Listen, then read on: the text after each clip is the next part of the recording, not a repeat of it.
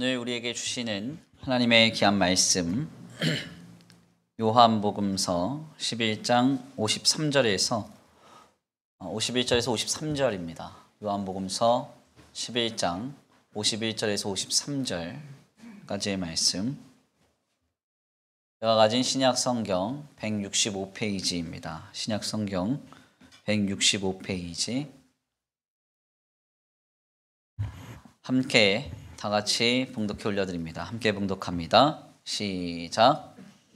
이 말은 스스로 함이 아니요 그 해의 대제사장이므로 예수께서 그 민족을 위하시고 또 그 민족을 위할 뿐만 아니라 흩어진 하나님의 자녀를 모아 하나가 되게 하기 위하여 죽으실 것을 미리 말함이러라. 이날부터는 그들이 예수를 죽이려고 모의하니라. 아멘.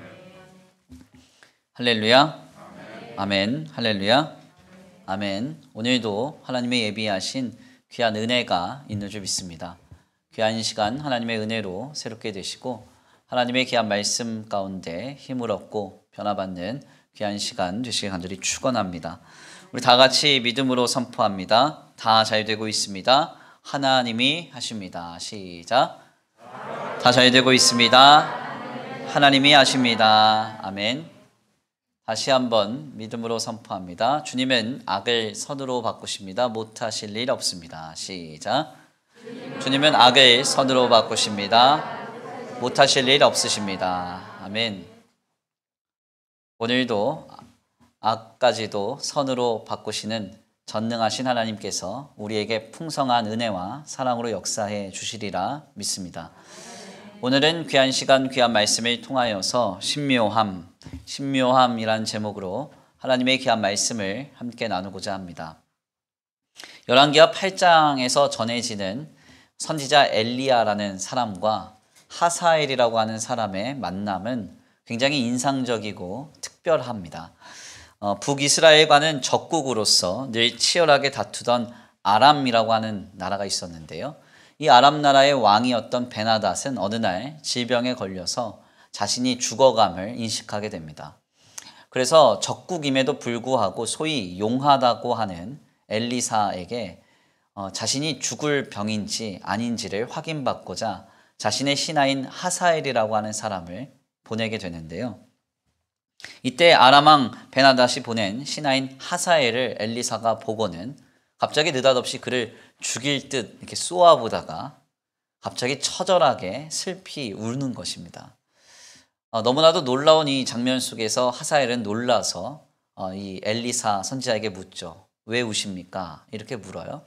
그랬더니 이 엘리사가 당신이 베나닷의 뒤를 이어서 아람 나라의 왕이 될 것이고 당신이 왕이 된 뒤에는 우리 북이스라엘 왕국에 아주 심각한 악행을 저지를 것이라고 예언을 하면서 그것이 슬퍼서 운다 이렇게 답변을 합니다. 사실 우리가 이러한 내용을 좀 확인하면서 좀 의아한 점은 엘리사는 누가 뭐래도 엘리야의 2배의 영감을 받은 선지자였기 때문에 기적과 능력의 주인공이었기 때문에 이 하사엘을 그냥 내버려 둔 것이 좀 의아합니다.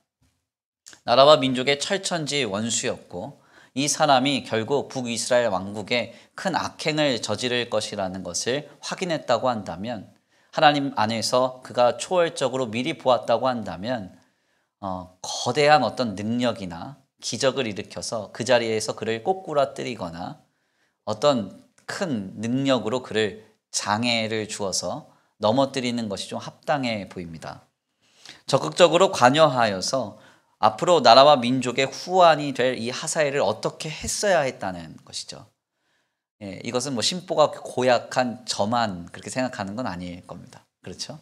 누구나 다 그런 생각을 하게 되는데 이 엘리사는 그렇게 하지 않고 그에게 당신이 다음에 왕이 될 것이다 예언을 한 뒤에 그가 할 일을 예언하고 그를 다만 돌려보냈던 것입니다.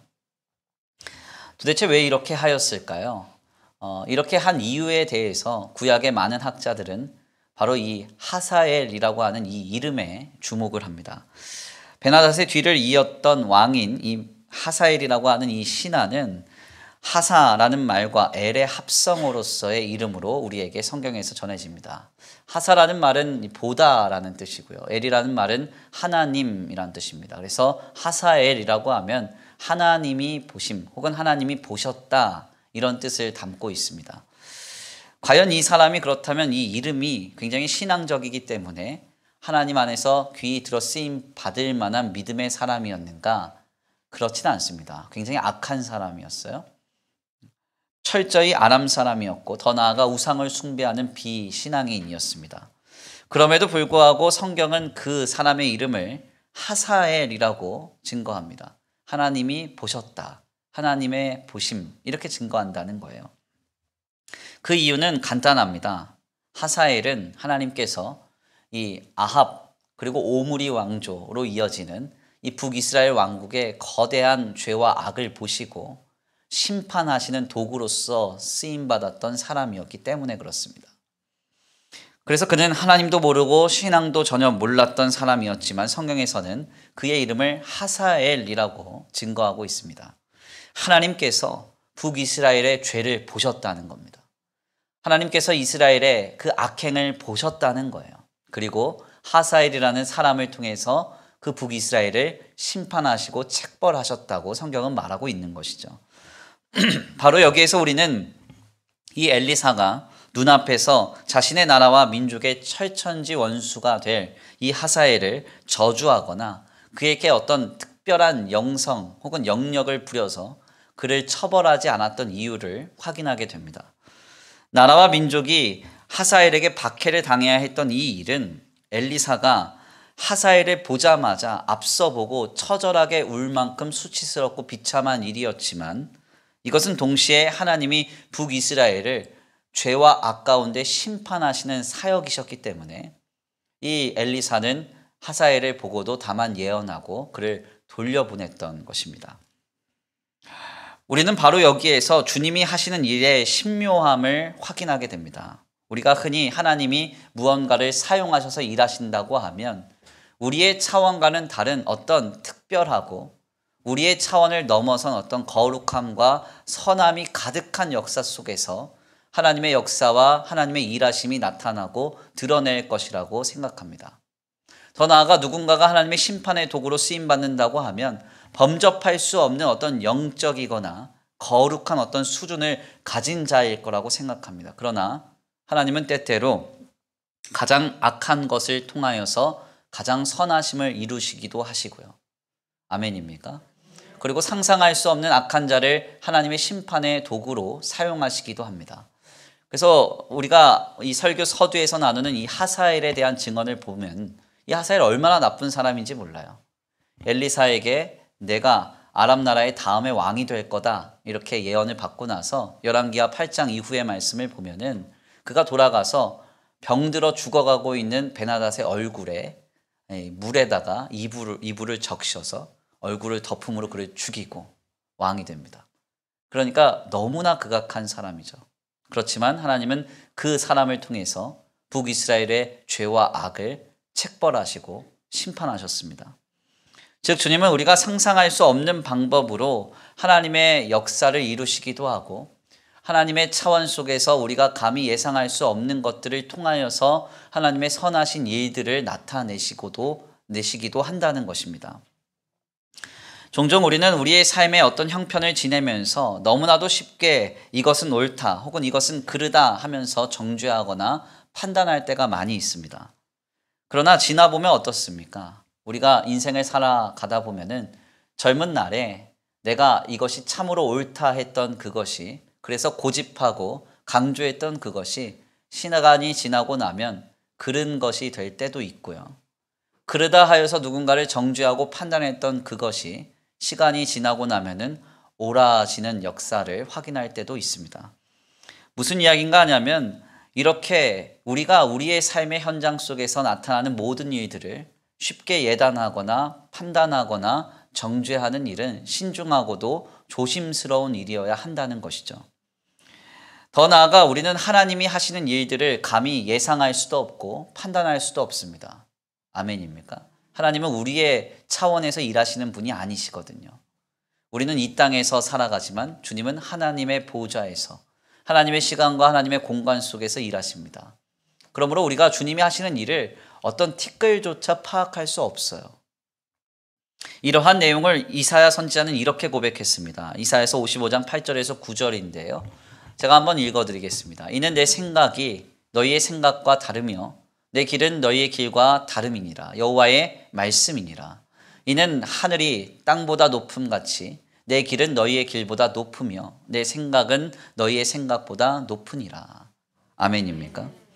우리는 늘 우리의 시간 속에서 우리의 차원 속에서 하나님의 역사나 하나님이 하시는 일들을 판별하려고 하거나 주님의 역사를 예단하려고 합니다. 그렇지만 우리는 우리의 상황 속에서 옳고 그름을 판단하며 정죄할 것이 아니라 그 모든 상황 속에서 하나님의 선하심과 하나님의 역사하심이 아름답게 결실할 것을 믿고 바라면서 신앙생활해야 한다는 것이죠.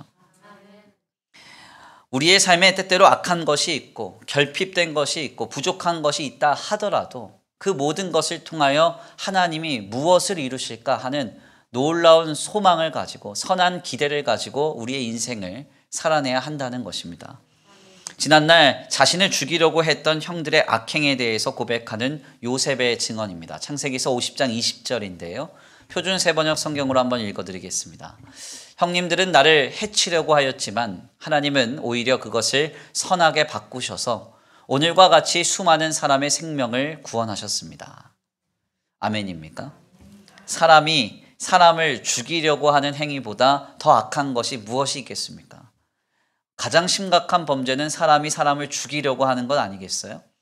그런데 하나님이 그 현장에 손을 대시니까 그 악한 현장이 입에도 담을 수 없는 극악한 현장이 생명의 역사로 나타나게 되었다는 것입니다. 그러므로 신자는 우리의 삶에 어렵고 고단한 모든 상황 속에서 내가 보기에 악하고 결핍되며 부족한 그 현장 속에서 하나님의 전능하신 손이 그 모든 것을 바꾸실 줄을 믿어야 합니다. 그리고 그것 안에서 하나님의 선하심과 구원이 나타날 것임을 단지 소망하는 것이 오늘 우리의 믿음이라는 것이죠. 바로 이와 같은 내용을 또 다른 선지자인 예레미야는 나라와 민족이 다 멸망하고 마지막 남은 예루살렘의 성전마저 불타 없어지는 현장 속에 슬픔의 노래를 부르며 이렇게 신앙으로 도전했습니다. 사람이 여호와의 구원을 바라고 잠잠히 기다림이 좋도다. 주께서 인생으로 고생하게 하시며 근심하게 하심은 그의 본심이 아니시로다. 아멘입니까? 다 끝난 것 같은 형편이라도 도저히 가능성이 없고 처절한 수치와 비참이 남은 그 자리라도 하나님이 역사하시면 생명으로 바뀝니다. 하나님이 역사하시면 구원으로 바뀌어지고 선하신 하나님의 계획으로 이루어지는 줄 믿습니다. 바로 이러한 신앙을 오늘 우리가 회복해야 한다는 것이죠. 오늘 본문의 말씀은 바로 이러한 관점에서 우리에게 굉장히 특별한 은혜가 있습니다. 본문은 지난 시간에 예수님을 죽이려는 대제사장 무리들의 이야기를 전하고 있습니다. 예수님께서 나사로를 죽은 지 나흘 만에 살리시자 많은 사람들이 동요하기 시작했습니다. 이 동요는 유대 종교 지도자들의 입장에서 좀 심각해 보였습니다. 그냥 간단한 동요가 아닌 것 같았어요. 결국 이 일을 마음에 깊이 우려한 이 유대 종교 지도자들은 자신들의 기득권을 지키고자 나라와 민족을 살린다는 명분으로 나사로를 살린 예수님을 죽이려고 모의를 합니다. 이는 나라와 민족의 일원이었던 나사로를 살린 예수님을 죽임으로써 나라와 민족을 살리겠다고 하는 황당한 궤변이었고 그들의 기득권과 이익을 주장하기 위한 아주 완악한 주장이었습니다. 특별히 이러한 당혹스러운 논리는 대제사장 가야바의 주도로 더욱 강화되는데요. 49절에서 50절 말씀입니다. 우리 오늘 본 말씀 이전 말씀인데요. 우리 함께 다 같이 봉독해 올려드립니다. 함께 봉독합니다. 시작. 그 중에 한 사람 그 해의 대제사장인 가야바가 그들에게 말하되 너희가 아무것도 알지 못하는도다. 한 사람이 백성을 위하여 죽어서 온 민족이 망하지 않게 되는 것이 너희에게 유익한 줄을 생각하지 아니하는도다 하였으니. 아멘. 오늘 본 말씀 이전 말씀인 49절에서 50절 말씀을 살펴보니까요. 대제사장 가야바는요, 함께 모여있는 유대 종교 지도자들에게 너희가 알지 못하는 도다 이렇게 말하면서 자신의 뜻을 아주 강하게 주장합니다. 너희가 알지 못하는 도다 이렇게 얘기하니까 이게 거의 사극톤이라서 굉장히 이제 무거운 언어로 전해지는데, 쉽게 말하면 야 니들이 뭘 알아 이러면서 무시하면서 아주 고압적인 태도로 이걸 빨리 실행해야 된다 이렇게 이야기를 하는 것입니다. 예수님을 죽이는 것이 빨리 이뤄지는 게 시급하다는 거예요. 한 사람이 죽어서 나라와 민족이 살아나야 되지 않느냐, 너희가 뭘 알아 이렇게 얘기를 하는 것입니다. 결국 그의 의견은 철저하게 유대 사회에 관철되어서 53절 말씀에 따르면 이제는 예수님을 죽이려는 모의가 실제로 실현되는 과정이 우리에게 전해집니다. 이는 하나님의 아들이신 예수님을 자신들의 욕심과 기득권을 지키려는 그 탐욕에 눈이 멀어서 죽이려고 했던 아주 완악하고 죄 가운데 있는 극악한 행위였습니다. 그런데 우리가 이 본문을 접하면서 좀 특별한 점을 확인합니다. 오늘 본문 말씀에서 이 가야바를 주도로 한 이 예수님을 죽이려고 하는 그 모의하는 그 현장이 요한복음에서는 새롭게 좀 해석이 된다는 겁니다. 요한복음서의 이 성경 기자는 이 사건을 아주 미묘하게 해석한다는 거예요. 오늘 본문 말씀 51절에서 52절인데요. 우리 함께 다 같이 봉독해 올려드립니다. 함께 봉독합니다. 시작. 이 말은 스스로 함이 아니요 그 해의 대제사장이므로 예수께서 그 민족을 위하시고 또 그 민족뿐만 아니라 흩어진 하나님의 자녀를 모아 하나가 되게 하기 위하여 죽으실 것을 미리 말함이로라. 아멘. 분명히 성경은 너무나 강팍하고 완악했던 가야바의 주장을 전하고 이것으로 인해서 예수님이 죽게 되는 그 과정이 모의됨을 우리에게 전하면서, 놀랍게도 이 과정이 대제사장 가야바가 예수님을 온 하나님의 백성들을 향한 속죄제로 이끄는 그 과정의 예표였음을 말하고 있는 겁니다. 이게 참 놀라운 이야기예요. 우리 예수님께서 친히 대제사장을 통해서 하나님의 백성들을 위한 제물이 되셨다. 이것을 이 요한복음서 기자는 이 대제사장 가야바의 극악한 모의, 그것으로 결부시켜서 말하고 있는 것입니다. 실상 이 놀라운 내용을 우리가 좀 더 깊이 잘 이해하기 위해서는 유대교의 아주 중요한 절기 중 하나인 욤키푸르라고 하는 구약의 대속죄일에 대한 절기를 이해할 필요가 있습니다. 레위기서 16장과 23장에서 전하는 구약의 아주 중요한 절기 중 하나인 대속죄일은요, 1년에 한 번 대제사장이 나라와 민족의 죄를 짊어지고 지성소에 들어가서 속죄의 제사를 감당하는 날입니다. 우리가 여기에 모두 한자리에 모였습니다. 모인 분들 중에서 하나님 앞에 회개하시면서 지난 2021년을 지내신 분도 계실 것이고, 어떤 분들은 회개도 못하고 그냥 쏙 지나왔는데 2022년 됐네 이런 분도 계실 거예요. 아닌가요? 다 회개하셨나요? 중요한 점은 누구는 회개하고 누구는 회개하지 않은 상황 속에서 하나님께서 택한 백성들을 향한 자비와 긍휼을 내려주셔야 되지 않습니까? 그렇기 때문에 1년에 한 번 대제사장은 지성소 가장 깊숙한 곳에 들어가서 회개하지 않은 모든 사람들까지도, 하나님의 백성들 모두를 다 짊어지고 들어가 그들의 죄를 속죄하는 제사를 감당하는 것입니다. 특별히 이 지성소의 가장 깊숙한 곳에 하나님의 면전에 서기 때문에 이때에는 이 대제사장이 죄를 가지고 가게 되면 즉사를 합니다. 그렇기 때문에 허리에는 줄을 매고 방울을 달고 들어가죠. 그래서 방울 소리가 나지 않으면 대제사장이 철저하게 성결하지 않은 채로 대속죄 죄 사역을 감당했구나 하면서 그를 이제 끌어내게 되는 겁니다. 아무튼 이것이 굉장히 중요한 절기입니다. 1년에 한 번 나라와 민족의 죄를 짊어지고 이것을 속죄하는 날로서 이 대속죄일을 욤키푸르를 지내는 것이죠. 바로 본문은 이것을 전제하고 있습니다. 그래서 오늘 본문 말씀에 보면 뭐라고 말합니까? 이 가야바가 그 해에 예수님 당시에 대제사장이었으므로 라는 말이 전해져요. 가야바는 예수님 당시에 대제사장이었습니다. 이 사람은 자신의 이익과 이득을 위해서 한 사람의 생명도 귀하게 여기지 않는 아주 극악한 사람이었죠. 그렇지만 하나님은 이 대제사장을 하나님의 그 제사장으로 삼으시고 예수님을 하나님의 택한 백성들을 향한 놀라운 제물로 삼아서 온 하나님의 백성들이 하나가 되고 구원을 받는 속죄의 역사를 이루실 것임을 말하고 있는 것입니다. 오늘 본문 말씀 51절에서 52절인데요. 우리 다시 한번 함께 봉독해 올려드립니다. 함께 봉독합니다. 시작. 이 말은 스스로 함이 아니요 그 해의 대제사장이므로 예수께서 그 민족을 위하시고 또 그 민족만 위할 뿐 아니라 흩어진 하나님의 자녀를 모아 하나가 되게 하기 위하여 죽으실 것을 미리 말함이로라. 아멘.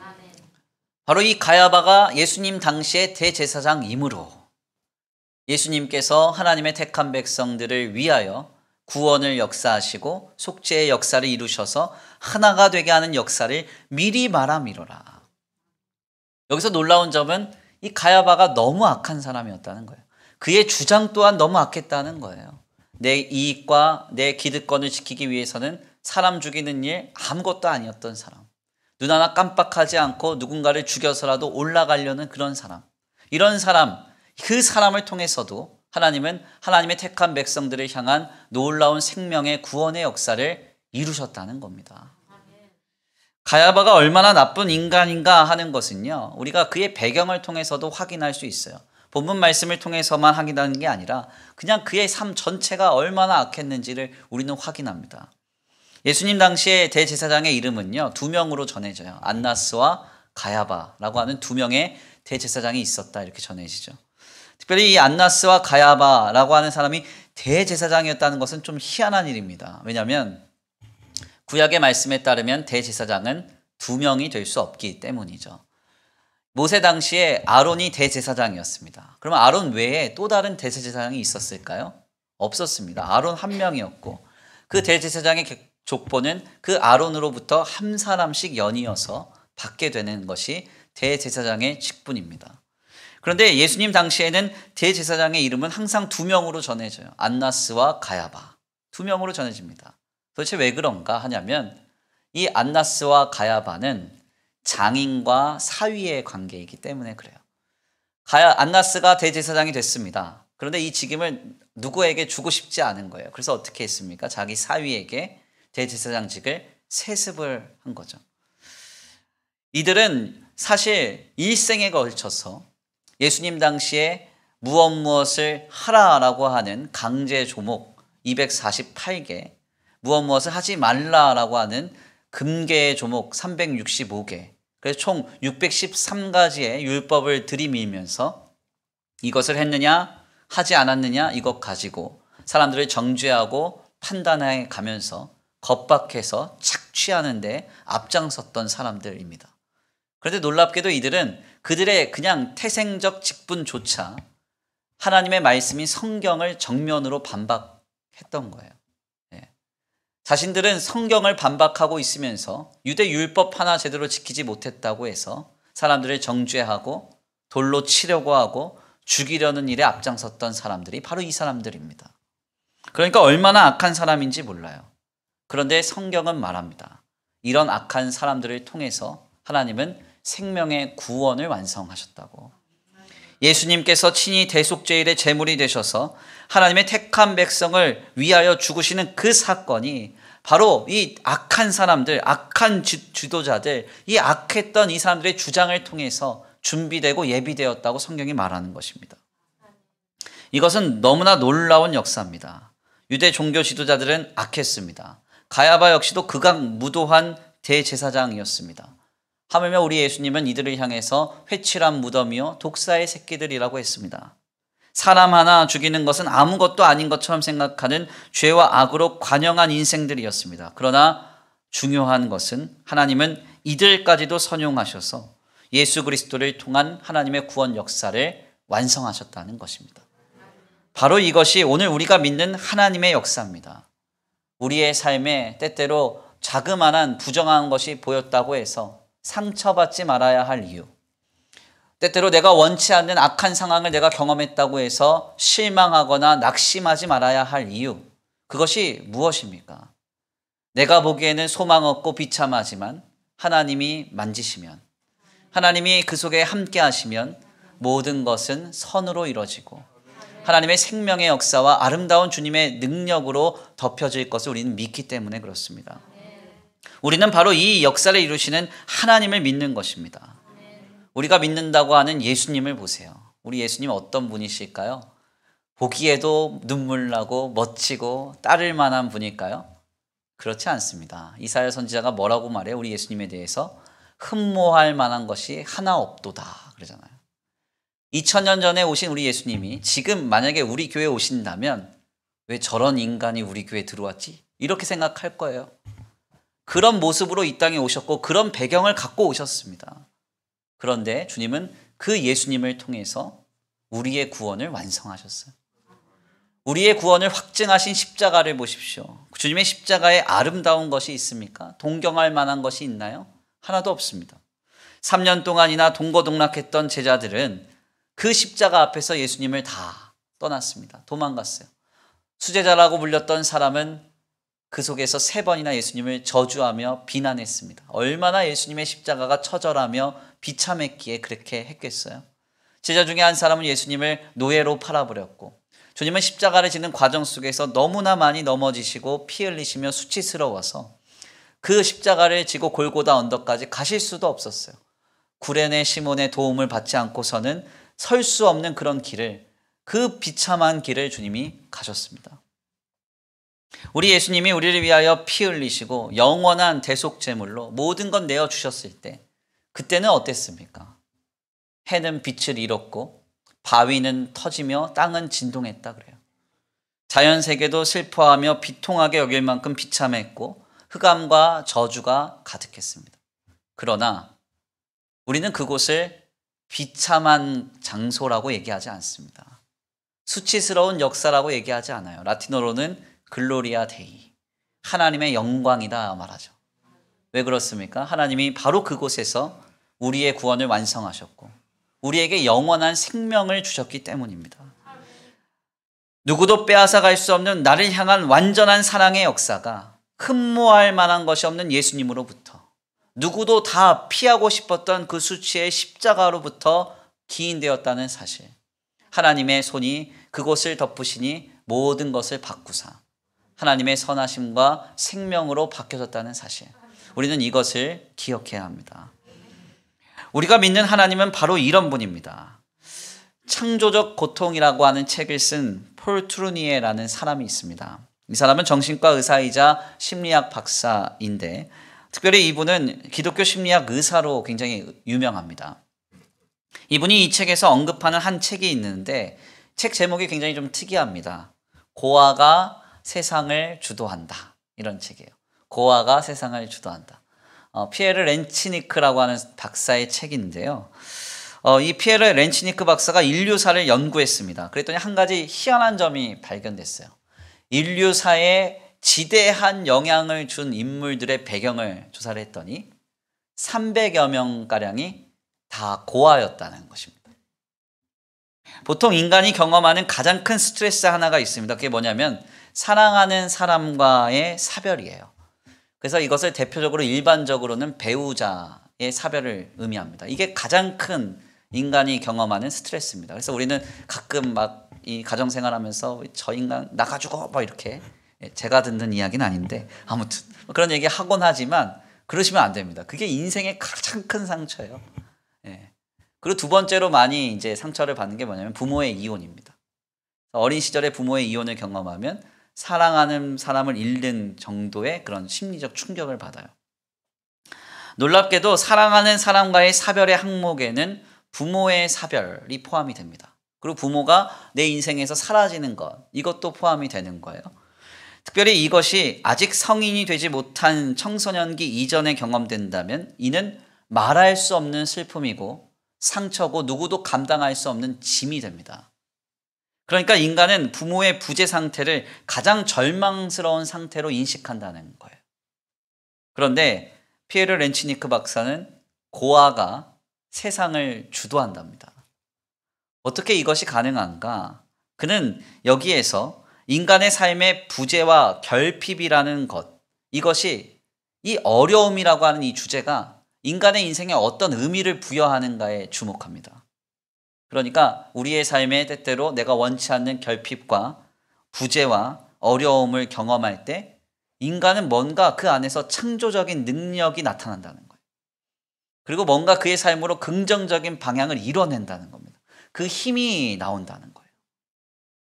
특별히 이 책을 인용한 폴 트루니에는 이것에 굉장히 크게 동감하면서 우리의 삶 가운데 경험되거나 감각되는 악하고 부정한 상황을 나쁘게만 인식하지 말라고 권면합니다. 어려운 상황이 있다는 거죠. 힘든 상황이 있습니다. 그렇지만 그 상황 속에서 우리가 그것을 부정적으로만 인식하지 말고 뭔가 내 삶에 새로운 의미를 부여하는 단계로서 이해를 하게 되면 그 속에서 하나님이 부어주시는 창조적인 능력이 쏟아져 나온다는 거예요. 그가 이렇게 담대하게 말할 수 있었던 이유는 다름 아닌 그 역시도 고아였기 때문에 그렇습니다. 그의 환경을 들여다보면요, 너무 좋지 않아요. 태어나자마자 3개월 만에 아버지가 돌아가셨습니다. 6개월 만에 어머니가 세상을 떠났고요. 어쩔 수 없이 외삼촌 집에 맡겨졌는데 외삼촌은 알코올 중독자였고 외숙모는 정신분열을 앓고 있는 환자였습니다. 결국 그도 이런 환경 속에서 자폐증을 앓게 돼요. 중요한 점은 이러한 그에게 주님이 찾아오십니다. 주님이 만나주세요. 그리고 그의 삶을 새롭게 하시기 시작합니다. 그리고는 놀랍게 쓰임을 받는데요. 그를 기억하는 사람은 그가 스위스의 대통령이 될 것이라고 그렇게 말했습니다. 근데 이 말을 들었던 폴 트루니에의 반응이 되게 기가 막혀요. 스위스 법상 정치와 의료를 함께 할 수가 없기 때문에 나는 대통령 안 하고 의사했다 이렇게 이야기하고 다녔대요. 대통령을 우습게 본 사람이. 대단한 거 아닙니까? 하나님이 일하시면 폴 트루니에와 같은 삶의 배경을 가진 인생도 대통령 우습게 보는 인생 될 수 있습니다. 여기서 중요한 점은 바로 이렇게 우리의 삶의 모든 연약과 결핍과 부재와 악함을 바꾸실 하나님을 신앙하는 것입니다. 그래서 그는 그의 책인 또 다른 책 고통보다 깊은이라는 책을 통해서 이렇게 고백해요. 내가 고아라는 것은 나는 항상 그것이 내 인생의 가장 큰 불행이라고 믿어왔습니다. 그런데 지금은 그것이 내 생의 가장 큰 행운이었다는 것을 인정해야겠습니다. 너무 놀라운 고백 아닙니까? 아마도 여기 계신 분들 중에서 죄송한 이야기지만 폴 트루니에보다 못한 환경 속에서 살아가고 계신 분 아무도 안 계실 거예요. 요셉보다 어려운 환경 속에서 살아가고 계신 분 아무도 안 계실 것입니다. 예수님보다 수치스럽고 비참한 사건 경험하신 분 아무도 없을 것입니다. 하나님은 이 모든 것을 바꾸셨어요. 아멘. 그리고 이 모든 것을 통해서 하나님의 영광과 구원과 세상이 감히 흉내낼 수 없는 하나님의 역사를 이루셨습니다. 우리는 이 하나님을 온전히 신앙해야 됩니다. 주님을 향한 믿음을 회복해야 돼요. 이것을 구약성서의 대가인 존 디 레빈스는 그의 책인 하나님의 창조와 악의 잔존이라는 책을 통해서 이렇게 주창했습니다. 세상의 질서란 악하고 끈질긴 파멸과 세상에 대항해 끊임없이 교두보를 창조하시는 하나님 앞에 인간의 자유롭고 자발적인 자아 예속이 선행될 때 유지된다. 창조의 하나님 앞에 마음의 문을 열고 조건 없이 무릎을 꿇을 때 인간은 극단적으로 하나님 중심적인 세상에 차갑고 몰인정한 원칙으로부터 유해를 얻는다. 이해할 수 없지만 반박할 수 없는 하나님의 지배권을 인정하기란 언제나 고통스럽도록 어렵다. 하나님이 그렇게 만드셨다. 하지만 그것을 인정하면 행복한 삶이 보장된다. 하나님께서 당신의 공의를 회복하고 당신의 자비를 새롭게 하실 것이다. 아멘입니까? 존 디 레벤스는요, 아주 그냥 담대하게 말합니다. 하나님이 창조하신 세계에 악이 있다. 악한 게 있다. 분명히 있다. 우리는 그것을 경험하기도 한다. 그것을 붙들기도 한다. 그러나 중요한 점은 무엇입니까? 우리가 믿는 것은 그 모든 것이 하나님의 지배권 아래에 있고 결국 그 하나님께서 그 모든 것을 신묘하게 선으로 바꿔 가실 것임을 믿는 것입니다. 지금 이 주님의 역사를 향한 믿음을 회복하십시오. 자그마한 부정적인 것에 마음 상해하지 마시고, 내가 원치 않는 상황에 직면할 때 낙심하거나 실망하지 마시고, 원망하거나 불평하며 교만히 행하지 마시고, 하나님 안에서 우리의 차원을 넘어 일하셔서 모든 것을 바꾸실 주님을 온전히 신앙할 수 있게 되기를 간절히 축원합니다. 며칠 전에 제가 신문을 보니까 국내 코로나 바이러스 중에서 오미크론 변종 바이러스가 우세종이 될 것이라는 기사를 접했습니다. 실상 오미크론 바이러스는 감염률은 높지만 치사율은 현저히 낮은 바이러스로서 혹자는 이것이 하나님이 주신 크리스마스의 선물이다 이렇게 표현했습니다. 결국 미국은 또 다른 변종 이슈가 생겨나지 않는 한 4월부터는 모든 것을 코로나19 바이러스를 이 풍토병의 일종으로 치부할 것이라고 발표했습니다. 그러니까 일반 감기처럼 다룰 거라는 거예요. 이것은 뭐 어디 그냥 찌라시 이런 데서 나온 게 아니고 미국의 이제 CDC에서 공식적으로 발표한 겁니다. 그래서 특별한 변종이 나오지 않는 한 미국의 풍토병으로서 감기 바이러스처럼 관리하겠다 이렇게 말했습니다. 드디어 이제 좀 끝이 보입니다. 우리가 지난 2년 동안 많이 어려웠습니다. 그리고 힘들었습니다. 인정하지 않든 인정하든 간에 힘든 것 사실입니다. 왜 이렇게 힘들고 고단했는지 우리는 잘 알지 못합니다. 그렇지만 이 과정 속에서 우리는 확인했습니다. 우리의 연약을 확인했고요. 우리의 민낯을 확인했습니다. 우리의 신앙은 너무나 나약했고 연약할 때가 많았습니다. 우리는 너무나 이기적이었고 완악하기도 했습니다. 저는 이 시기를 좀 지내면서 고민이 상당히 많이 됐습니다. 목회자로서.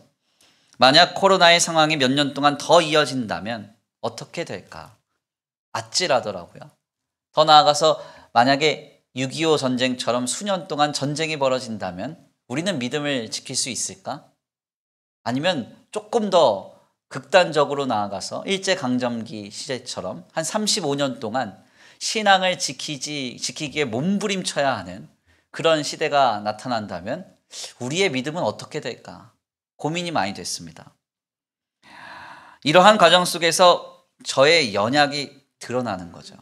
저의 밑바닥이 드러나는 겁니다. 목회자인 저 역시도 자신이 없었어요. 저 역시도 누구보다도 정욕적으로 겸손하지 못함으로 신실하며 거룩하지 못함으로 지난 2년을 지냈습니다. 이렇게도 선한 것이 하나 없고 어렵고 곤고한 나날들을 우리가 지내왔지만 저는 하나님을 믿습니다.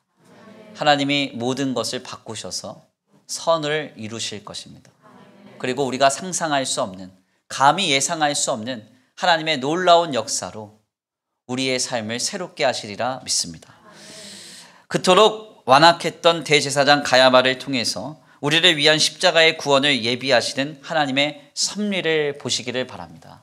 요셉의 인생을 바꾸신 하나님의 역사를 신앙하시길 바랍니다.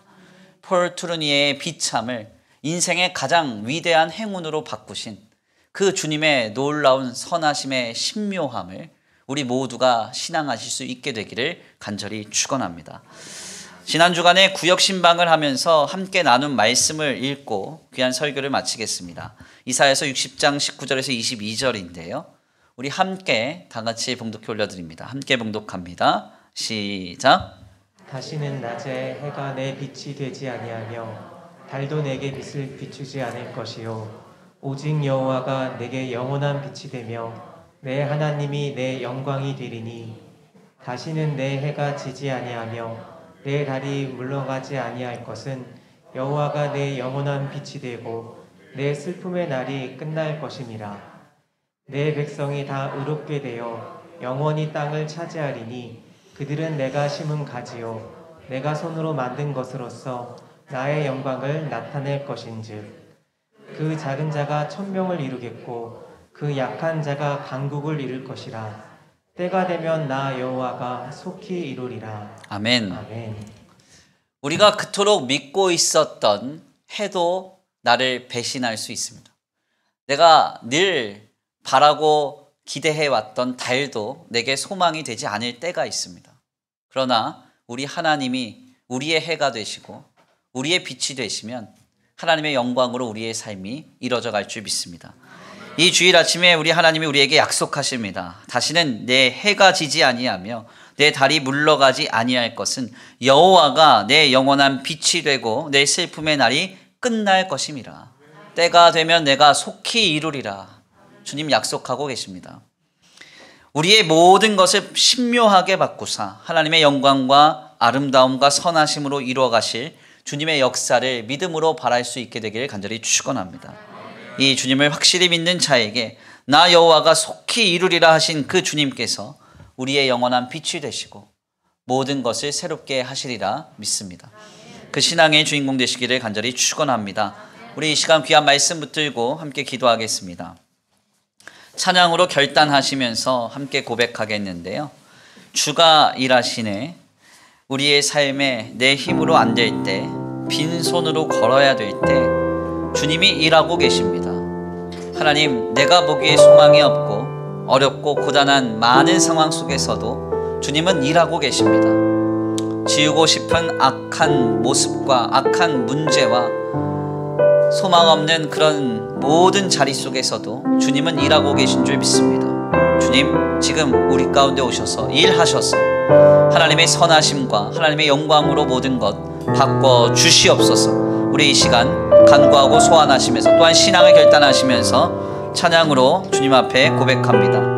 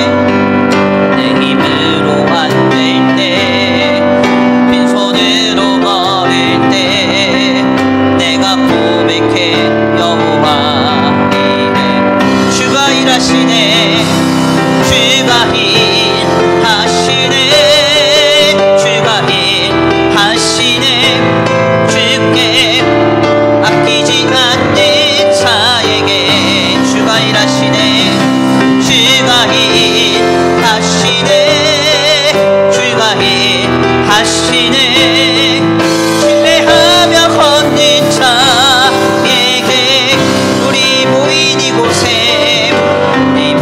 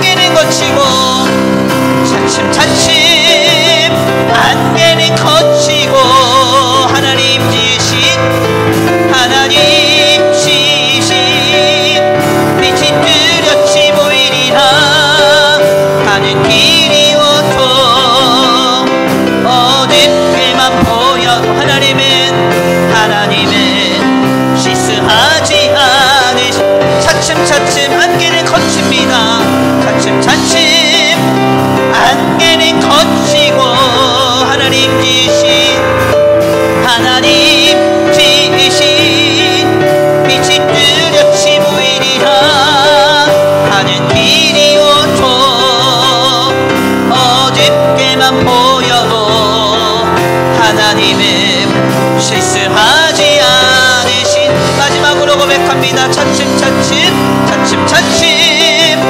안개를 거치고 하나님 지으신 빛이 보입니다. 하나님 지으신 빛이 뚜렷이 보이리라. 가는 길이 온통 어둡게만 보여도 하나님은 실수하지 않은 신나네. 아멘. 우리 이 시간 함께 기도하기 원합니다. 하나님, 그렇습니다. 아무리 극악한 현장이라도 하나님이 손을 대시면 바꾸지 못할 것이 없고, 아무리 악한 것이라도 주님이 일하시면 하나님께서 생명의 역사로 아버지 선하신 그 아름다운 하나님의 구원의 역사로 이루어져가는 줄 믿습니다. 그 주님을 믿고 말하는 우리 신앙이 굳건히 세워지기를 원합니다. 눈으로 보며 듣고 감각하는 것에 우리의 마음이 빼앗기지 않게 하시고, 세속적인 가치와 물질적인 가치로 우리의 마음이 무너지지 않게 하여 주옵소서. 주님이 하실 일을 바라면서 그 강하고 능한 손 아래서 우리를 높이시고 우리를 새롭게 하실 주님을 기대하면서 믿음으로 승리케 하여 주시옵소서. 우리 다같이 신앙을 결단하시면서 주여 한번 부르시고 말씀 붙들고 기도 올려드립니다. 주여 한번 부르시고 기도합니다. 주여, 사랑과 은혜가 많으신 하나님 감사합니다. 하나님, 그렇습니다. 오늘 우리 믿음이 다시 한번 굳건하게 세워지기를 원합니다. 하나님, 우리는 때때로 내가 보기에 악한 것 때문에, 내 삶에 아버지 원악하며 깜빡한 그것 때문에 아버지 하나님의 역사를 보지 못할 때가 많고, 아버지 스스로 부정하다 여기며 낙심하며 실망할 때가 많으나, 하나님 우리 삶에 하나님의 능하고 강한 손으로 덮어주옵소서. 주여, 내 삶을 새롭게 하여 주옵소서. 아무리 수치스럽고 비참하며 흠모할 것이 없는 것이라 하더라도 주님이 손을 대시면 변하지 못할 것이 없고, 아버지 주여 손으로 하나님의 영광으로 이루어져 가지 못할 것이 없는 줄 믿습니다. 이 주님을 향한 우리의 믿음이, 이 주님을 향한 우리 신앙이 다시 한번 굳건하게 세워지기를 원합니다. 흠모할 만한 것이 하나 없는 예수님을 통하여 가장 영광스러운 역사를 이루셨던 것처럼 인류 역사에서 가장 비참하며 수치스러웠던 아버지 주여 그 십자가에서 오늘 우리 구원과 생명의 그 아름다운 역사를 확증하셨던 것처럼, 주님 오늘 우리를 향하여 일하실 주님을 기대합니다. 우리의 모든 것을 바꾸실 주님을 기대합니다. 지금 일하시고 우리를 새롭게 하실 주님을 기대합니다. 주여, 주여, 주여, 아버지 역사하여 주옵소서. 아버지 역사하여 주옵소서. 주님, 아버지 모든 것을 선으로 바꾸실 때까지, 모든 것을 새롭게 하실 때까지 아버지 우리의 믿음을 지켜갈 수 있도록, 우리의 신앙을 지켜갈 수 있도록, 우리의 중심을 지켜갈 수 있도록 주님 역사하여 주시옵소서. 주여, 주여, 주여, 아버지 주여, 우리의 마음이 흔들리지 않게 하소서. 우리의 마음이 상처받지 않게 하소서. 우리의 마음이 낙심하지 않게 하여 주옵소서. 우리가 보기에 어떠하든지 하나님이 하시면 아니 될 것이 없습니다. 하나님이 역사하시면 아버지 사망의 권세도, 아버지 극악한 현장도, 완악한 사람도 생명의 역사로 선한 능력으로 새롭게 될 줄 믿습니다. 주여, 주여, 주여, 그 역사를 보게 하여 주옵소서. 그 역사를 보게 하여 주옵소서. 그 능력과 그 위엄과 그 권세를 누리게 하여 주시옵소서. 아버지 도우실 줄 믿습니다. 아버지 함께 하실 줄 믿습니다. 우리에게 굳건한 믿음을, 굳건한 신앙을, 굳건한 믿음을 주옵소서. 주여 역사하여 주시옵소서. 차츰 안개를 거치고 하나님 지신 빛이 뚜렷이 보이리라.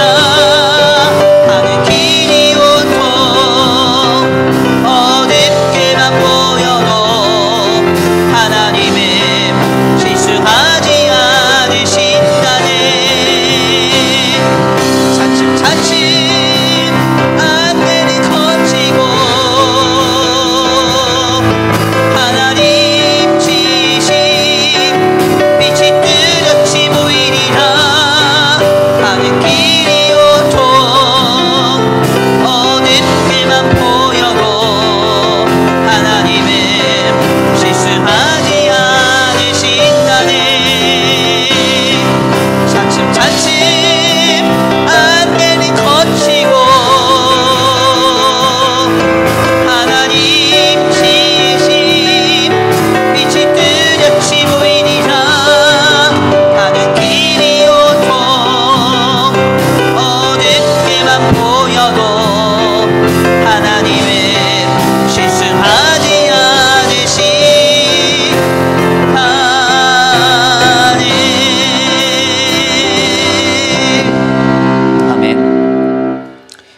감사합니다. 오늘 귀한 시간, 귀한 자리로 주님 인도하여 주셔서 하나님의 귀한 말씀 상고케 하시니 감사합니다. 그토록 완악했고 강팍했던 대제사장 가야바를 통해서 우리 하나님은 하나님의 택한 백성들을 하나로 모아 구원하실 계획을 이루고 계셨음을 말씀을 통하여 확인하게 하시니 감사합니다. 하나님, 이 땅에는 때때로 악한 것이 있고 우리가 보기에 부정하며 경험하고 싶지 않은 그런 아버지 결핍되며 완악한 상황들이 많으나 우리가 하나님의 손에 붙들려 있다고 하면 모든 것은 하나님의 손에 다스림을 받아 하나님의 선하신 역사로, 생명의 역사로, 하나님의 구원의 역사로 이루어져 갈 줄 믿습니다.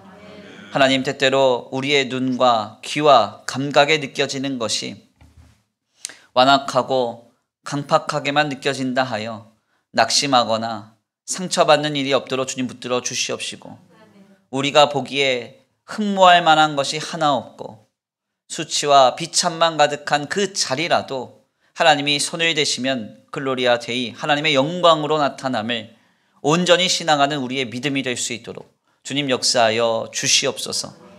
오늘도 귀한 예배 가운데 주님 앞에 나와 하나님 앞에 예배하고 돌아가는 발걸음 안전히 거하게 하시고, 주님 한 주간의 삶을 주님께 의탁합니다.